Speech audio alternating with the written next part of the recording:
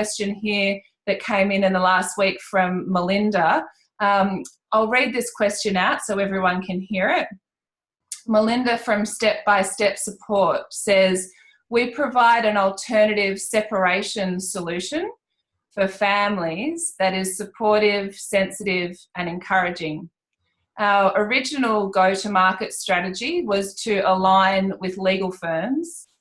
We are now pivoting on that and considering the benefit of an alliance or a partnership with one major brand to help connect more families into our services.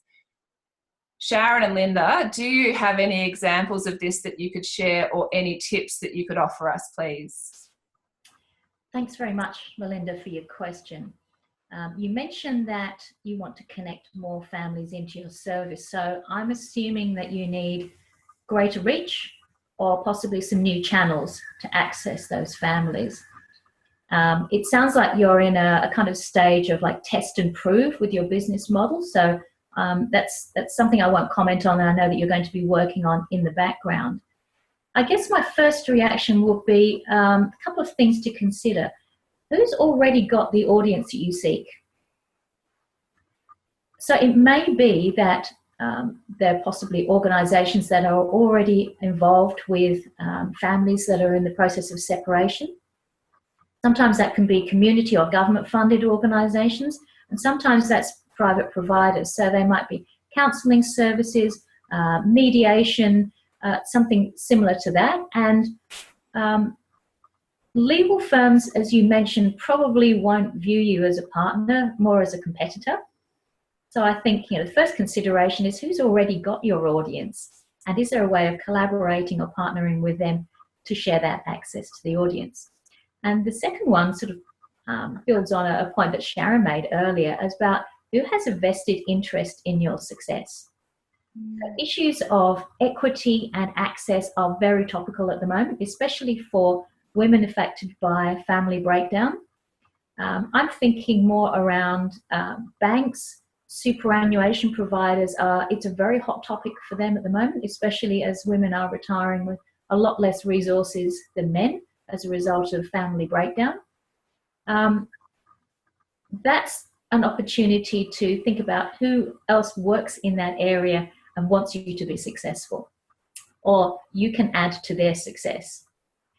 And then the final thing is really what value can you actually offer to a partner? You've obviously had some arrangements previously with law firms, so it's really about crystallizing what can you offer to a partner as well. So before you actually go out and start approaching what looks like an obvious partner, think about what you're offering as well, and put yourself in their shoes and try to understand what's really important for that organization as well. So I hope that just gives you a few tips and things to think about, Melinda. Great.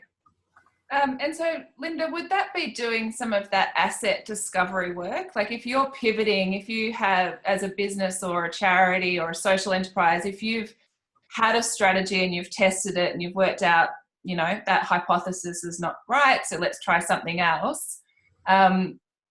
Is that asset piece of work would be critical then in terms of for a small business like this, trying to work out where might be the best possible match?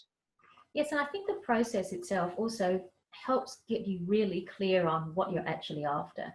So it sounds like a business that's continually evolving, which is fabulous. Right. But you need to be really clear on what's your story about the journey you're going on and what you actually need. So those first two pieces around, that nailing that strategy piece, but then critically about assets. So you go in with an offering that's a true partnership rather than talk about your own need and then let everyone else sort of, draw the inference about what they ought to provide to it. So the assets piece is a really great way of crystallizing that and making you a lot more confident about making that approach. Okay, great. Excellent. Melinda, I'm not sure if you're here with us today. I'm just looking at the list there, but if you are, does that help? Please drop a comment there in the chat box for us. I'm just going to show you a couple of other ways that you can engage and connect in with Sharon and Linda before we go on to the next question.